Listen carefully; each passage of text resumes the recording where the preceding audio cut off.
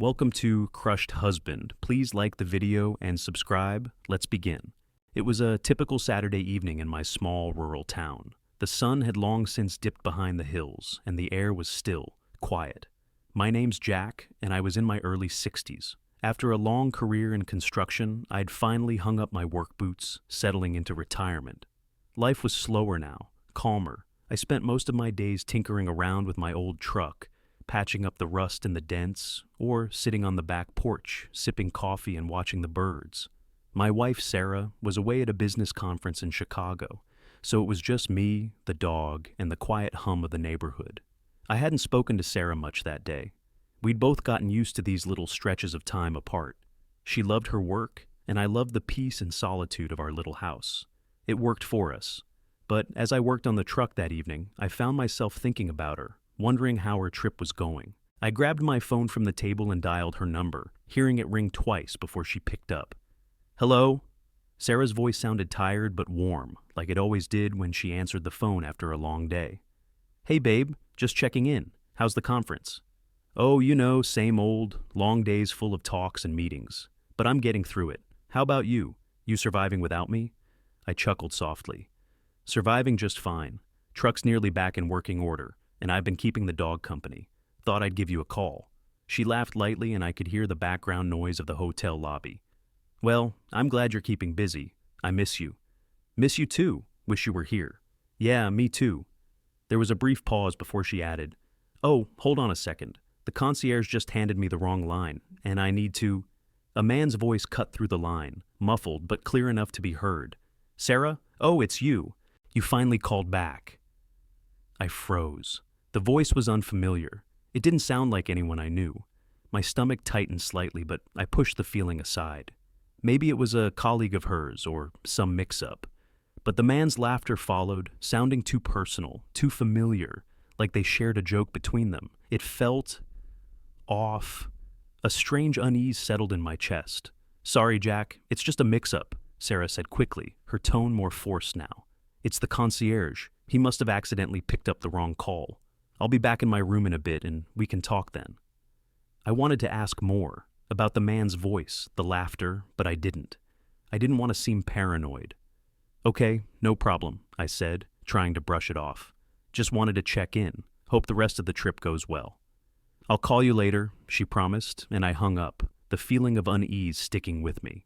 I went back to tinkering with the truck, but my mind kept drifting back to the strange call. I knew it was probably nothing, just a mistake, right? But there was something about it that didn't sit well with me. Something about the way the laughter had lingered in the background. It was silly to think too much of it, but as I tightened a bolt on the engine, I couldn't shake the feeling that something was wrong. The weeks that followed were filled with an unsettling sense of change. Little things at first. Sarah's business trips became more frequent, and her explanations less specific. There were always new cities, new events, new projects. But each time I asked her for more details, she would give me vague answers or change the subject. "Just a lot of work," she would say with a smile that didn't quite reach her eyes. At first, I told myself it was just stress. She'd been handling a bigger workload recently, juggling multiple clients and projects. Maybe it was all the travel, the late nights, the constant back and forth.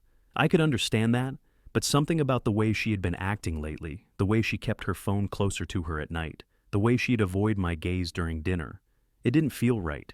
It was subtle, the shift in her behavior. She no longer left her phone on the kitchen counter when we ate dinner together.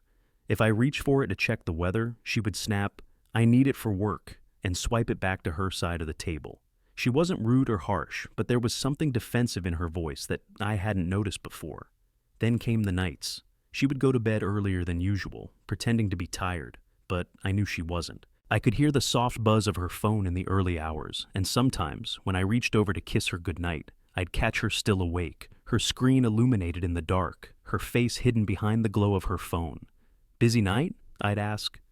"Just work," she'd reply, her voice too calm. I didn't question it further. I didn't want to sound like I was accusing her of anything. But the growing suspicion gnawed at me, making it harder to ignore.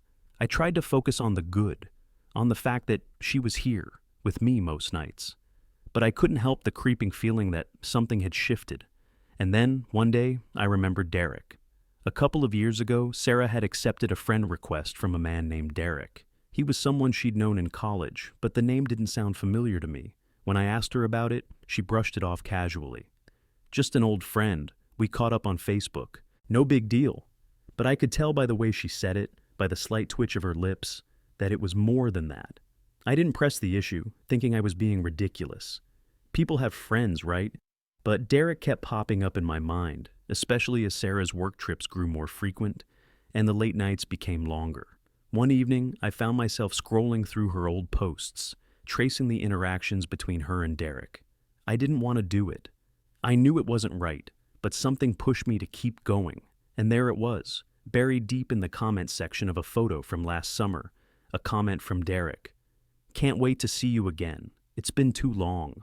I stared at the words. My heart raced. It was nothing really, just a comment. But the words felt too intimate, too personal.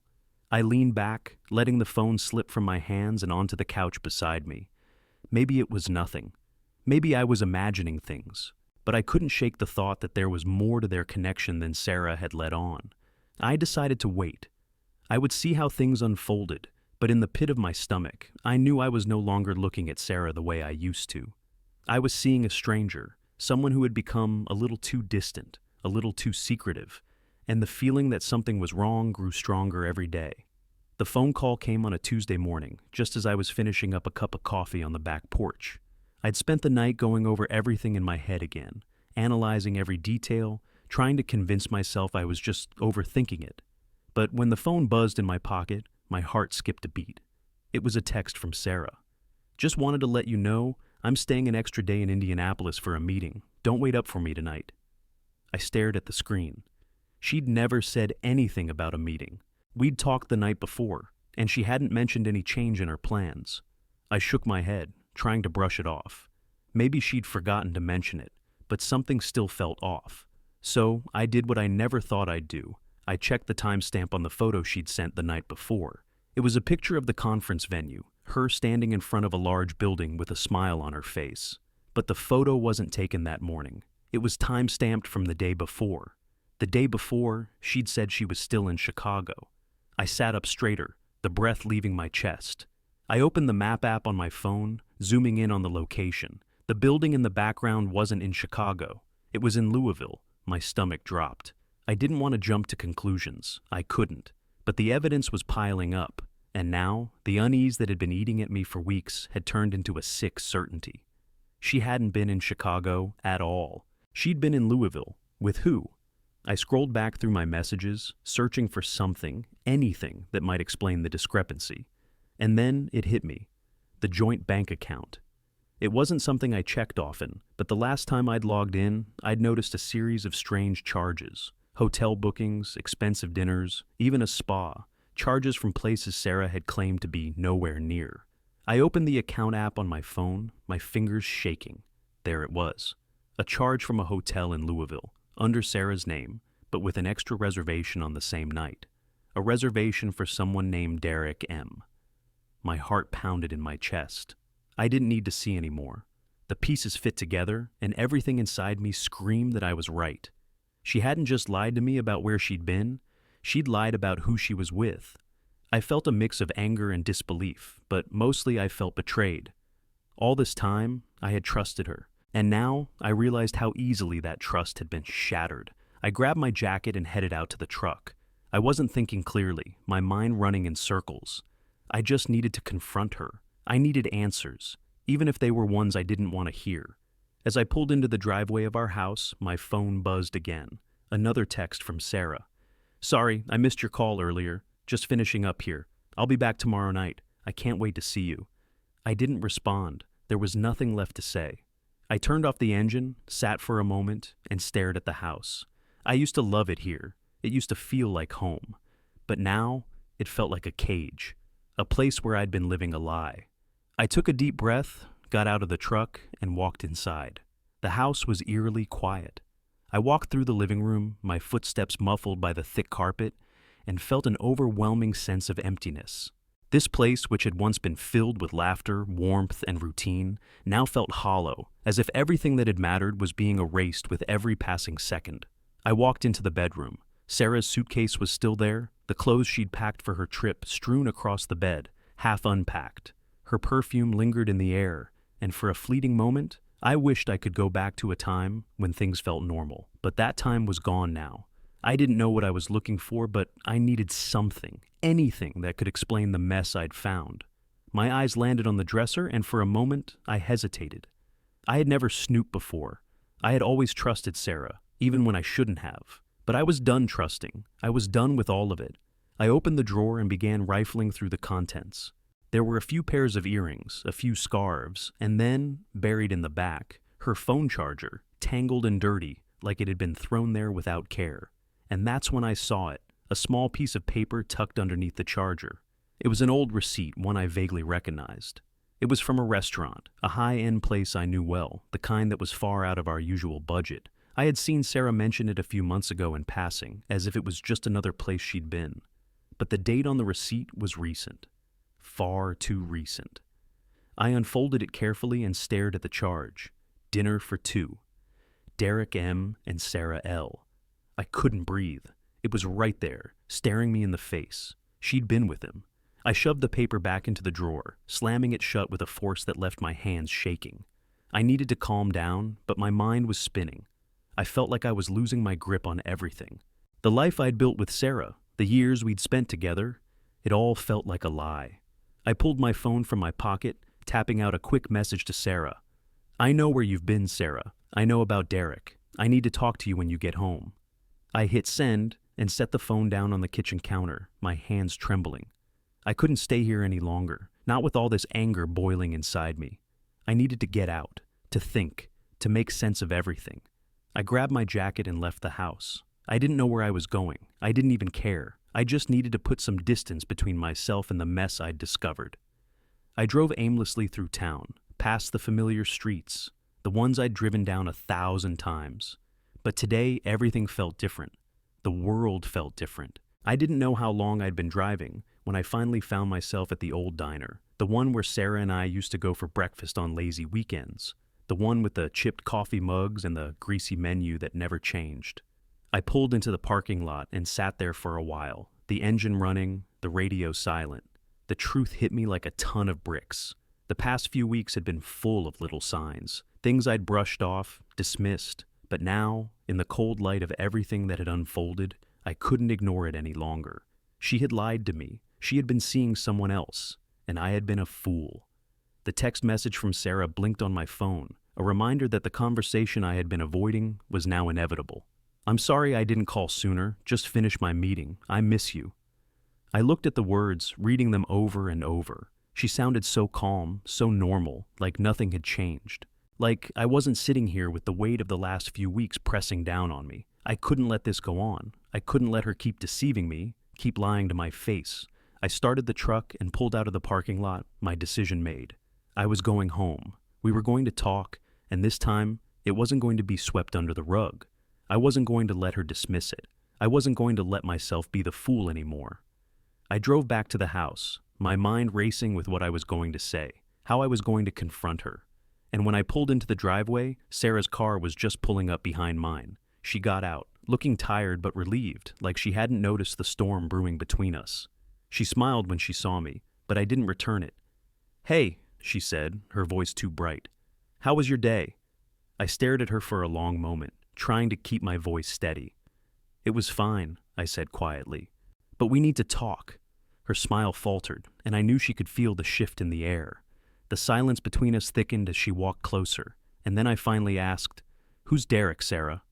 She froze, and I knew then, without a doubt, that I already had all the answers I needed. The silence stretched out between us, thick and heavy. Sarah stood frozen in the driveway, her eyes wide, and for the first time in a long time, I saw the fear flicker behind them. It wasn't the reaction I was expecting. I thought she would deny it, try to explain, but instead, she seemed to realize that I already knew. She swallowed hard, the words caught in her throat. I don't know what you're talking about," she said, her voice trembling. But I could hear it. Her voice cracked just slightly. The defensiveness in her tone was enough to tell me she was lying, that she wasn't being honest with me. I took a deep breath, trying to steady myself. I had to keep it together. I couldn't lose control. I couldn't let her think I was weak. "I know about the hotel, Sarah," I said flatly, my voice cold. "And I know about Derek." Her face drained of color, her lips parting as if she was about to speak, but no words came out. "Sarah," I repeated, stepping closer. "Why didn't you just tell me the truth? Why didn't you just say it? I would have understood if you told me, but instead, you kept lying to my face." Tears welled up in her eyes, but she quickly wiped them away. "I never meant to hurt you, Jack. Don't," I interrupted, shaking my head. "Don't tell me you didn't mean to hurt me. I've been watching you pull away for weeks, and you think I didn't notice? You've been sneaking around behind my back, and now you expect me to just believe this is nothing?" She seemed to shrink under my gaze, her shoulders slumping as she let out a soft sigh. She looked defeated, like the fight had drained out of her. "I'm sorry," she whispered. "I never wanted it to go this far. I didn't know how to tell you. I didn't want to lose you." I stood there, trying to process her words. The betrayal, the lies, it all felt like it was suffocating me. I had spent so much time trusting her, loving her, and she had been out there with someone else. I didn't know what hurt more, the affair or the fact that she thought I wouldn't notice, that she could get away with it. "Do you think I'm stupid?" I asked quietly, my voice barely above a whisper. "Do you think I wouldn't notice? After everything we've been through?" She looked up at me then, her eyes filled with regret, but also something else, guilt, shame. "I never meant for you to find out this way. I thought I could fix it. I thought I could make it right, but I just kept making it worse." I stared at her, the woman I had shared so many years with, the woman I thought I knew so well standing in front of me, broken. And for a brief second, I felt sorry for her. But then, the weight of everything she had done, everything she had kept hidden, hit me all at once, and that sympathy evaporated. "I'm done, Sarah," I said, my voice firm now, my decision made. "I can't do this anymore. I can't keep pretending that everything's okay when it's not. You've been lying to me for so long, and I just can't trust you anymore." Her face crumpled, and for a second I thought she might break down, but she held herself together. "Please, Jack, don't do this." "I don't have a choice anymore," I said, my words final. "You've already made the choice for me." The air between us felt heavier than ever, and it wasn't just the weight of her betrayal. It was the weight of everything we had built together, everything that was now crumbling. I could feel it all slipping through my fingers. I turned and walked away from her. I needed space, time to think, to breathe. But as I reached the door, I heard her voice again, desperate, calling after me. "Jack, wait, please don't leave me. Please don't go." But I didn't turn back. I couldn't. I couldn't look at her anymore. Couldn't let her manipulate me with her tears and apologies. It was too late. I stepped outside, the cool evening air hitting my face. The world felt different, as if the ground beneath me had shifted, but I felt strangely calm. The anger was still there, simmering beneath the surface, but there was something else too, relief. I walked down the driveway, past the truck, and to the street. I didn't know where I was going, but I needed to get away from that house, from her. As I walked, my phone buzzed in my pocket. I pulled it out, seeing a message from Sarah. No, several messages. She was pleading, apologizing, telling me she was sorry, that she never meant to hurt me. I didn't read them. I didn't need to. I turned my phone off and shoved it back into my pocket. The notifications didn't matter anymore. What mattered was that I was finally taking control. I was finally done. The days that followed were quiet, almost too quiet. I spent most of them away from the house, taking long walks around town, or working on the truck when I couldn't sit still. I didn't talk to anyone, not my friends, not my family, just me, and the deafening silence that had filled every corner of my life. Sarah kept calling, texting, pleading with me to talk, to explain what was happening, but I ignored it all. I couldn't bring myself to respond. What was there to say? I had already made my decision. The words she wanted me to say, the ones that would fix everything, weren't coming. I wasn't going to forgive her, not this time. She sent me messages like, "I miss you, please just let me explain," and "You're the love of my life, don't do this." I didn't respond, not once. I was processing it all, piece by piece. The betrayal, the lies, the years of what I thought was a good marriage, crumbling right before me. I didn't know how I was supposed to feel, I wanted to be angry, to yell, to scream at her for everything she had done. But it didn't come. Instead, there was just this quiet sense of finality. Something inside me had clicked, and it was done. Brooke, my younger sister, called the day after the confrontation. I hadn't spoken to her in months, but when I saw her name on the screen, I hesitated before answering. She was one of the few people who had always been on my side, even when things were tough with Sarah. "Jack," she said, her voice hesitant, "I know you're not talking to Sarah, but are you okay?" I leaned back against the kitchen counter, staring at the empty house. "I'm fine, Brooke. I just need some time." She paused before speaking again, this time more cautiously. "I'm sorry, Jack. I know this isn't easy. But if you need anything, anything at all, just say the word. I'm here." The weight of her words hit me harder than I expected. She had always been a support, but now, hearing her offer, it made me realize how much I had distanced myself from everyone around me. I had been so focused on holding on to the pieces of my marriage, trying to keep it intact, that I had let the world outside of it slip away. "I appreciate it, Brooke," I said, my voice thick. "But right now, I just need to figure this out on my own." "I get it," she said softly. "But I'm not going anywhere. And when you're ready to talk, I'm here." We hung up shortly after, and though I didn't feel any better, I appreciated the small comfort. It felt like a small lifeline, something to hold on to while I drifted through the mess that was my life. The following day, Sarah called again. This time, I let it ring out, the sound of her voice leaving a pit in my stomach. I couldn't do this anymore. I couldn't keep pretending. I couldn't keep feeling sorry for her. I had spent too many years trying to be the perfect husband, trying to make everything right, only for her to betray me. I had given her everything, my trust, my heart, my time, and it meant nothing. That evening, after another failed attempt at reaching out, Sarah texted one final message. "Jack, I love you. Please don't let this be the end." I stared at the message for a long time. The words, "I love you," rang hollow in my mind. How could she still say that? How could she possibly love me after everything? I wasn't sure if it was guilt or shame that made her send it, but I was done trying to find the answers. I put the phone down on the kitchen counter and sat in silence. For the first time in days, I realized I wasn't angry anymore. I wasn't heartbroken. I was simply tired. Tired of fighting for a marriage that had already died. Tired of making excuses for her. Tired of pretending everything was okay when it wasn't. The next day, I packed up her things, clothes, toiletries, anything that belonged to her, and moved it all to the guest room. I didn't want to look at it, but I knew it had to be done. I couldn't live in this limbo anymore. The house, which once felt like a home, now felt empty. Hollow. It wasn't just the silence between us. It was the absence of everything that had once been. I didn't feel angry when I packed her things, didn't feel the overwhelming weight of betrayal I'd expected. It was a quiet resolve. The anger had faded, replaced by a quiet determination. I was taking control of my life again, piece by piece.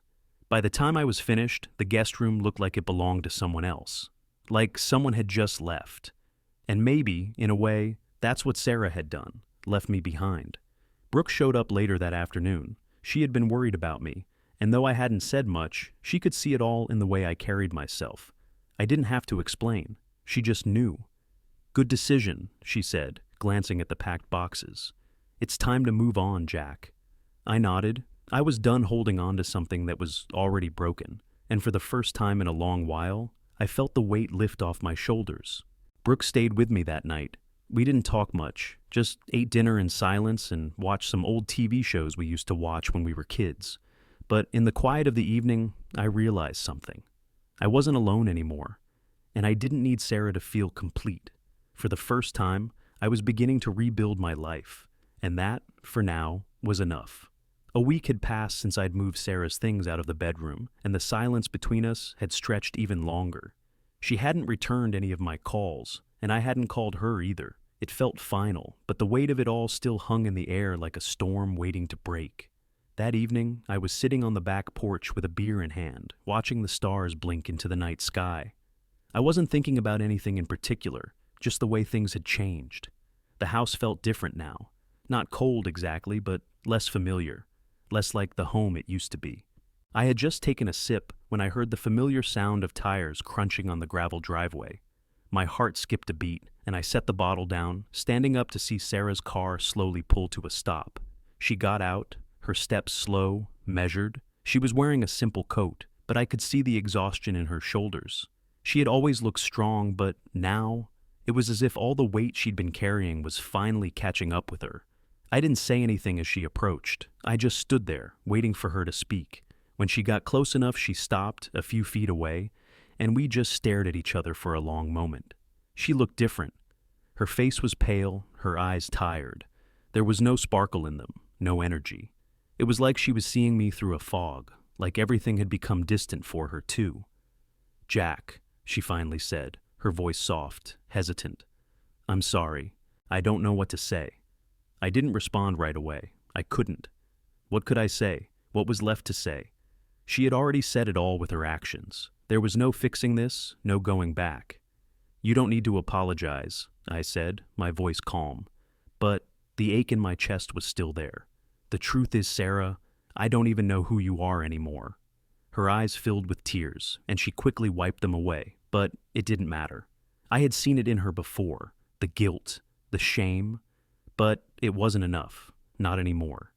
"I never meant to hurt you," she whispered. I thought I could keep everything under control, that I could have both, have him and you, and everything would just be fine. But it wasn't. It never was. My hands were in my pockets, and I could feel my fists balling up with frustration. "You can't have both, Sarah. You can't do what you did to me and expect me to just move past it. You kept lying to me. You kept hiding things, and I kept trusting you. You made me believe we were okay, when all along you were living a different life." "I was scared," she said, her voice breaking now. "Scared of losing you, scared that if I told you the truth, you'd leave me. But the worst part was, I couldn't stop. I couldn't stop lying. I couldn't stop seeing him. And now, here we are." "You couldn't stop," I repeated bitterly, the words heavy in the air. "You couldn't stop lying, cheating, betraying me. And that's all that matters now, isn't it? It doesn't matter that we spent years together. It doesn't matter that I gave you everything. You just kept taking." She reached out, her hand shaking. "Jack, please, don't say that. I didn't want to hurt you. I didn't want any of this to happen. I'm so sorry." "Sorry," I scoffed, stepping back. "Sorry doesn't fix this. Sorry doesn't undo the past." There was a long pause. She looked at me, as if searching for some sign that I might change my mind, but I couldn't. I was done. This wasn't just about the affair anymore. It was about everything that had led up to it. The way she had treated me, the way I had allowed myself to be blinded by my own love for her. It wasn't just one mistake. It was years of things I ignored, things I accepted because I wanted to believe in us. "I'm done, Sarah," I said, my voice firm. "I can't do this anymore. I can't be the one who keeps giving and getting nothing in return. You've hurt me in ways I don't know if I can ever forgive. And even if I could, this isn't the life I want anymore." She took a step forward, but I held up my hand. "Number. You don't get to do this. You don't get to keep pulling me back in with your apologies, your tears. This is over. I'm over it." I turned away from her, my chest tight with the weight of everything. But the more I said it, the more I realized it was true. I was over it, over her, over the lies, over everything that had kept me trapped in this toxic relationship. Sarah stood still behind me, and I didn't turn back to look at her. I didn't need to. "Jack," she whispered, her voice shaking, "please don't do this. You're everything to me." I didn't respond. I didn't need to. She had already made her choice, and now, so had I. It was time for both of us to let go. I took a deep breath and walked into the house, leaving her standing there, just like she had left me, alone, in the cold. The days after Sarah left were strange. At first, it felt like I was living in someone else's life. The house was quiet, too quiet, and I kept waiting for her to come back, even though I knew she wouldn't. I spent the first few days just sitting in the silence, doing nothing, letting everything wash over me. The anger had faded, and in its place there was this strange sense of emptiness. Not the painful kind, but the kind that comes with realizing you don't have to pretend anymore, that you're free. Brooke stayed with me for a few days, keeping me company while I figured out what to do. She didn't pressure me to talk, Just let me be. I was grateful for that. One afternoon, about a week after Sarah had left, I found myself standing in the living room, staring at the empty space. Sarah's things were still packed up in the guest room, and the house still felt like it belonged to her in a way. But it was mine again now. For the first time in a long time, it was all mine. Brooke had suggested I do something to mark the change, to take control of my life again. At first, I had no idea what she meant, but as the days passed, the idea started to make sense. I needed to reclaim this space, my life, one piece at a time. That afternoon, I went into the garage and pulled out the paint cans I'd been meaning to use for months. I had always wanted to repaint the living room, but I'd never gotten around to it. Now, it felt like the perfect time. I started with the walls. I picked a color I'd always liked but never used, something warm, inviting, a deep earthy tone. It was a color that felt like me, something grounded, something that felt like a fresh start. The first coat of paint went up smoothly, covering the old marks, the faded edges where furniture had been. As the brush moved back and forth, I felt like I was scrubbing away all the years of uncertainty, all the doubts that had built up over time. Brooke came by later that evening and smiled when she saw what I was doing. "I thought you might start with something simple, like changing the furniture," she said, leaning against the doorframe. "But this is big." I wiped my forehead, grinning. Guess I figured I needed a bigger change. "I think it's perfect," she said, crossing the room to run her fingers along the new paint. "It's your space again. It's about time." We didn't need to say much after that. The silence between us was comfortable. I wasn't alone in this. She was here, and she understood. Over the next few weeks, I kept working on the house.